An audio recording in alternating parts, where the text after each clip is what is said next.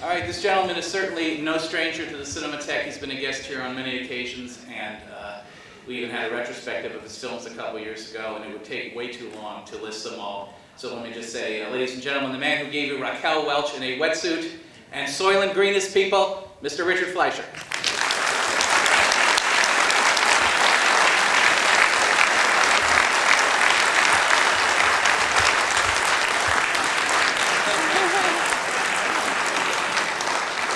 Thank you.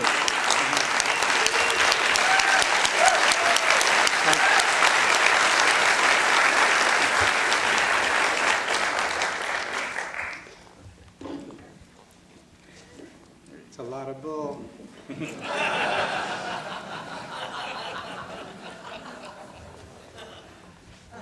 How long has it been since you saw that last? I haven't seen the picture since it was made. And that was 50 years ago. I'm not 50 years old, but it is. You were not under contract to MGM at the time. You were freelancing, I guess. So how did you come to direct this film? Somebody asked me. You didn't go, ooh, I want to do it. You were just approached. You know, I was approached and read the script, and I knew it was going to be made in 3D. That was very attractive and enticing to make a picture in 3D. 3Ds at that time were tremendously popular and making a lot of money, very successful pictures. And so you're offered something like that, and actually it's a good script. There's some wonderful dialogue in it. I think it's well written. And so I said, yes, I'll direct it. As a director, you obviously had to face a different set of problems. For example, shooting in 3D, you were deprived of close-ups, which are an important tool. I mean, what was it like preparing yourself for a kind of different way of shooting? Well, the problem, it's kind of a two-headed or three-headed thing, this, because shooting in 3D has its limitations. And I think, well, I know that what producers wanted and what brings people into the theaters was having the image come off the screen and into the audience. And that is very, very difficult to do and requires certain kinds of specifications of what you're shooting. When I decided to make the picture or direct the film for MGM, they gave me a quick course in how to handle 3D, the technical end of it, which was very helpful but very scary to me, because my image of what this picture would be about would be the bull coming out on the screen and into the audience, all these bucking broncos and all that stuff, headed for the audience, headed for you sitting here and scaring the hell out of her. The first thing virtually that I learned was that the only way you get that effect is if the object that you want to come out of the screen, no part of it can touch the edges of the screen.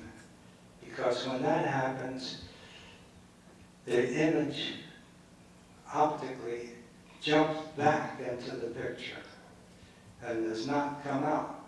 The only way you get the thing to come out is to shoot something that will fit in the frame comfortably without touching the edges anywhere.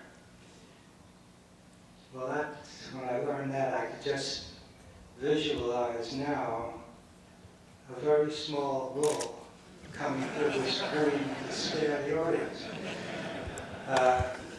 It was not really the ideal choice to make a movie in 3D.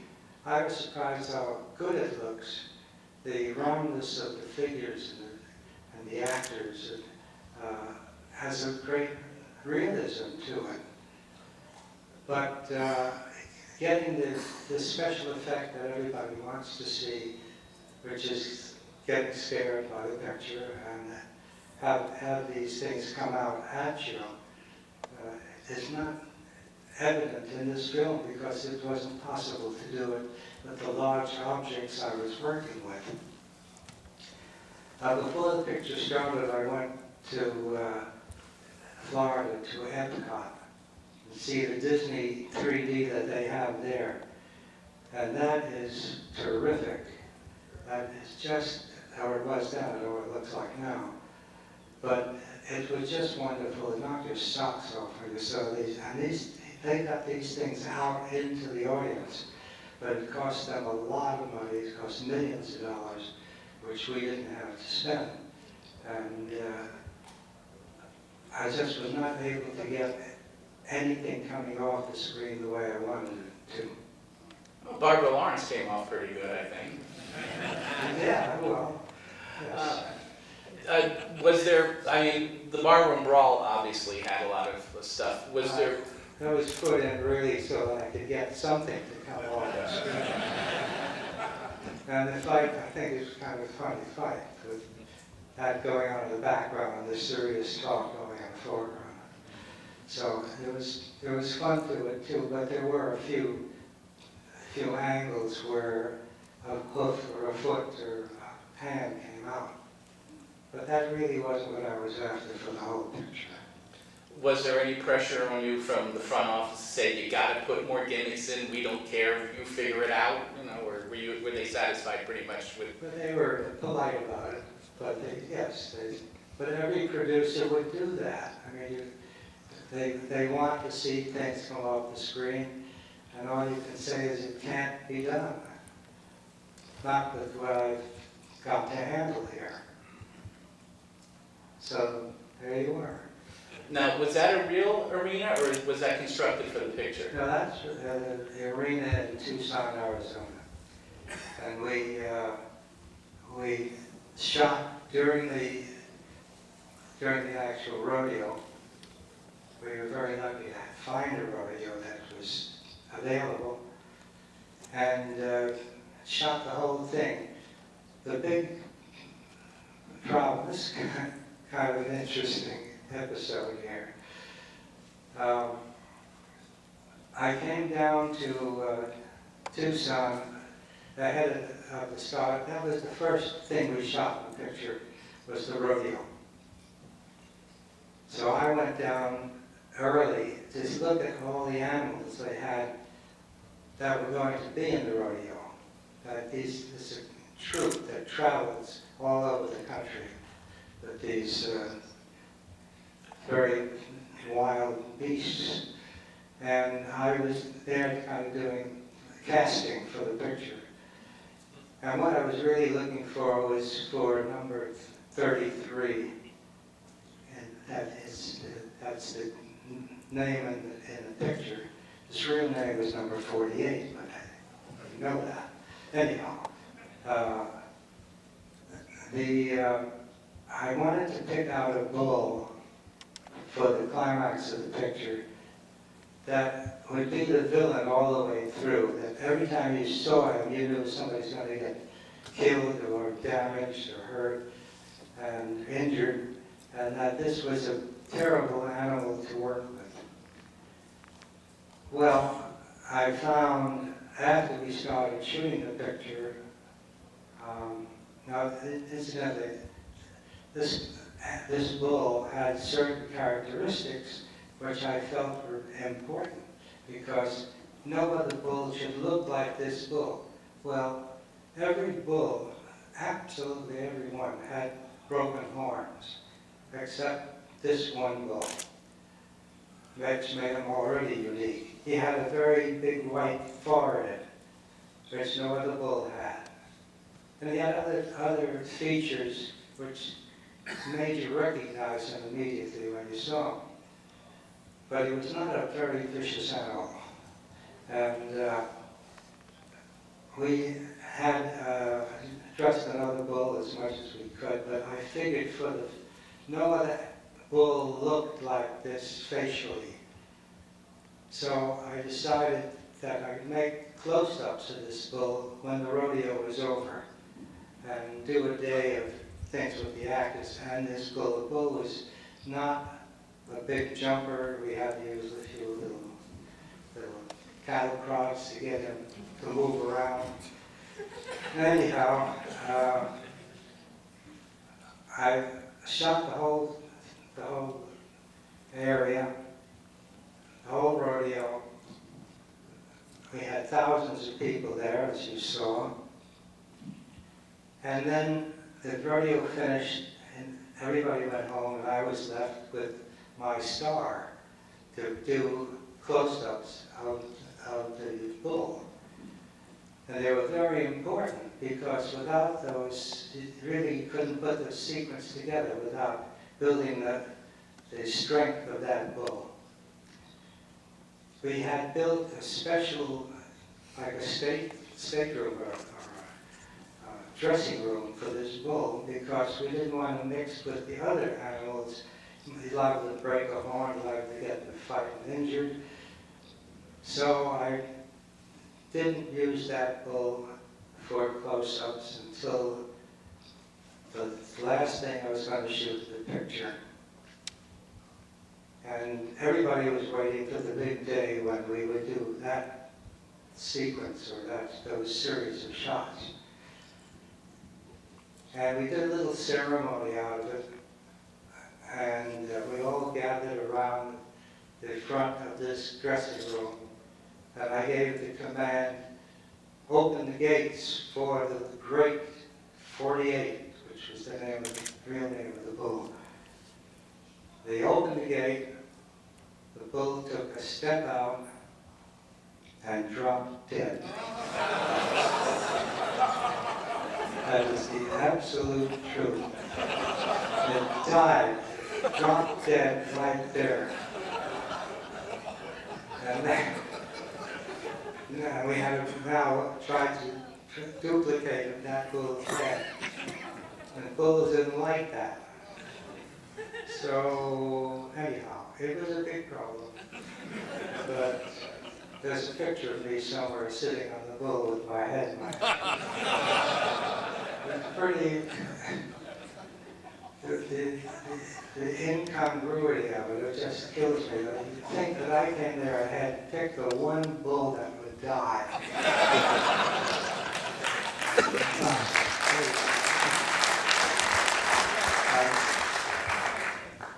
So that's what happened. We call it the late great 48.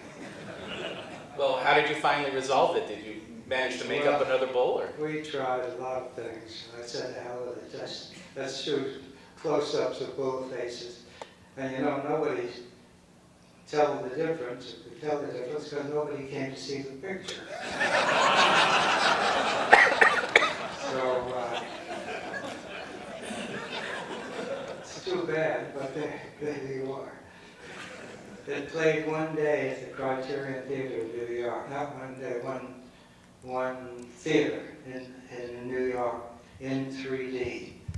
It played elsewhere in flat, where it played, a few places. Anyhow, that's what happened. Now, there's also an amusing story about a runaway truck on this picture. Not on my picture, but runaway truck. A runaway truck, where the truck got loose and knocked over one of the cameras, or have I been given bad information? That's a lie. Okay. Somebody's Okay. your letter. Somebody will pay. Sorry. Was you? No, it wasn't me. Going back to the casting of the film, were you consciously looking for actors who knew how to write? Because you've got people like Bob Horton and Lee Van Cleef who made a lot of westerns and obviously had that ability. No, because I knew that I'd have to double them anyhow. You don't want to risk an actor, whether you can ride a bull or not, or a bucking bronco or whatever. You're not going to put the real actor out in a position like that and injure him. it's liable to die when the day you're going to make close-ups.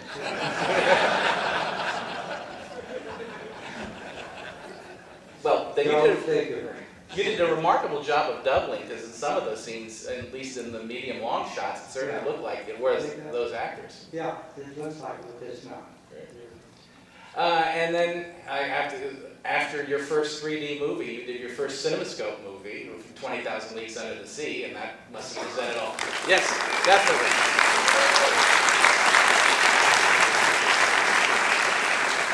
And that must have presented a whole new set of directorial challenges. Yeah, we use seahorses there.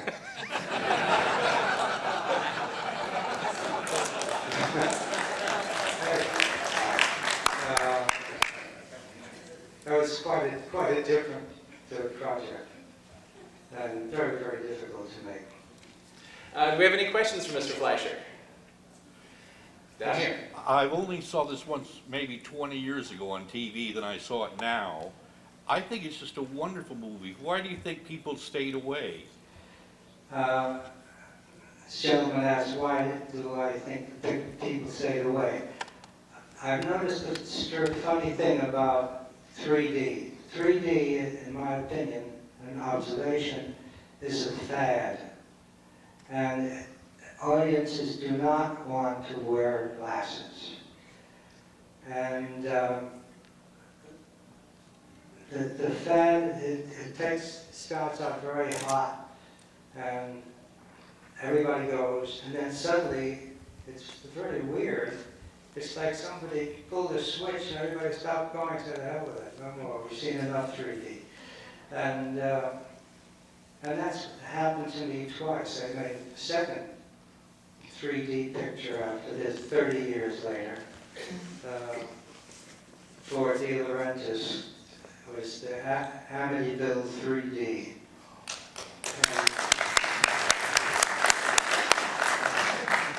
And the same thing happened there.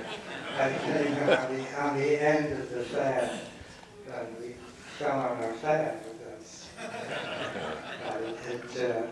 I think that's a pretty good picture. But it's still, with the glasses, the audience didn't want to come and see it. It played flat everywhere else. I think every movie should be in 3D.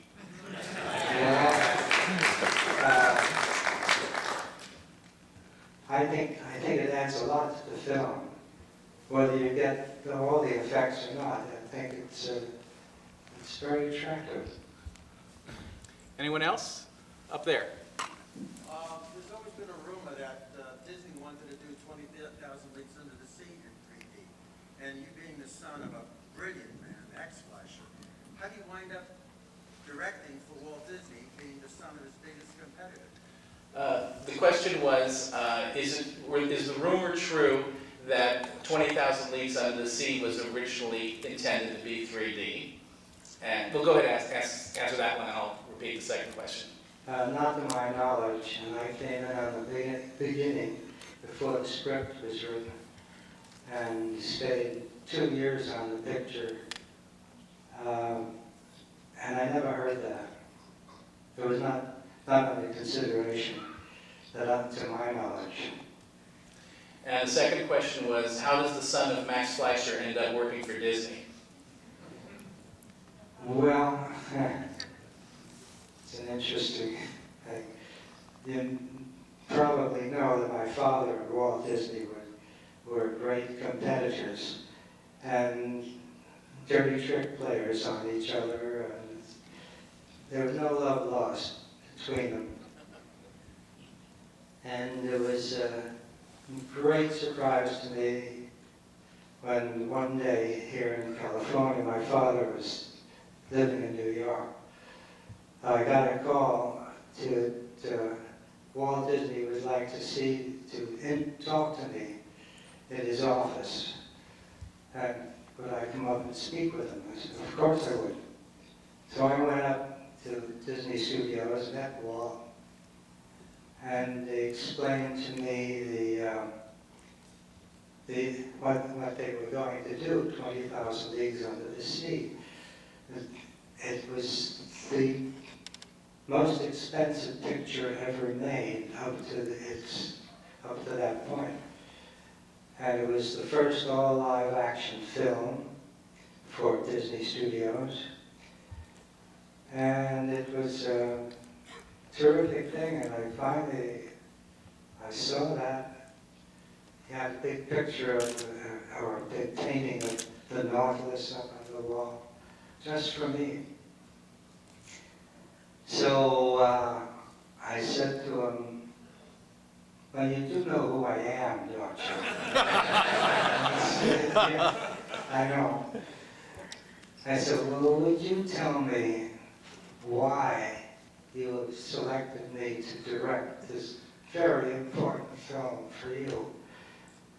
He said, well, I'll tell you why. Because I saw a film you made called The Happy Time.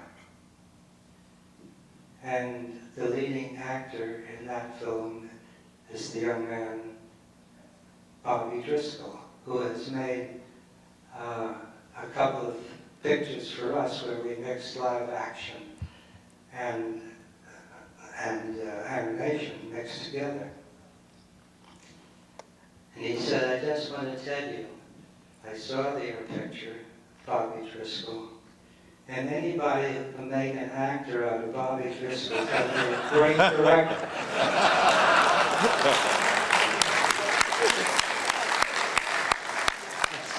His actual words, he really said that. So I said, well, he said, well, you want to come and work for us? I said, I'd love to more than anything in the world do this, but I would be afraid of my father's reaction. He might be offended if I worked for you. And the last night I couldn't make the picture. I couldn't do that. So he said, well, why don't you call your dad and find out how he feels about it. And then come back, make up your mind. Come back tomorrow, or phone me tomorrow morning, let me know whether you're going to come to work for me. So I did. I rushed home, called my father, told him about what had happened. And he said, well, of course you must do that picture. You didn't need to call me. You absolutely must do that. And give Walt a message for me. Tell Walt that I think he's got great taste in directors. I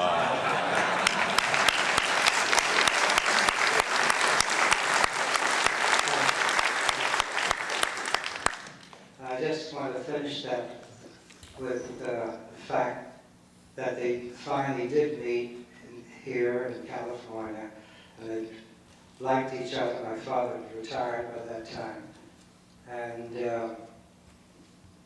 they became friends. And whenever Walt came to New York, they always called my dad, and they always had lunch. So it was a nice ending to the story.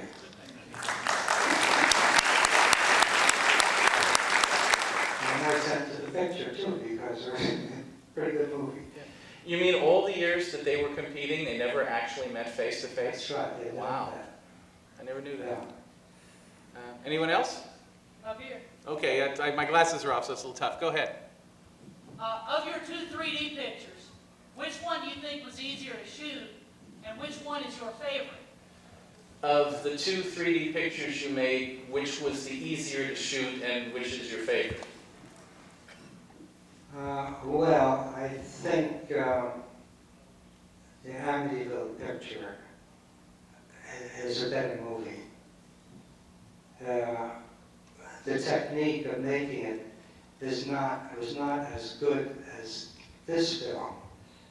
The technique here is as good as could be done without going into spending fortunes of money on it. But I would say that the Amityville picture had to be. The quality of it isn't as good as this in some ways. 3D isn't as good, but it's a better movie. Well, I want to thank you very much for taking some time out to join us here. Mr. Richard Fleischer, everybody.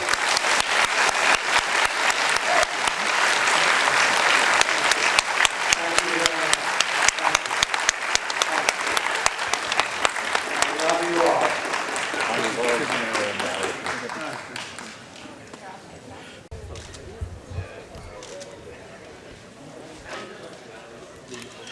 In front of the book.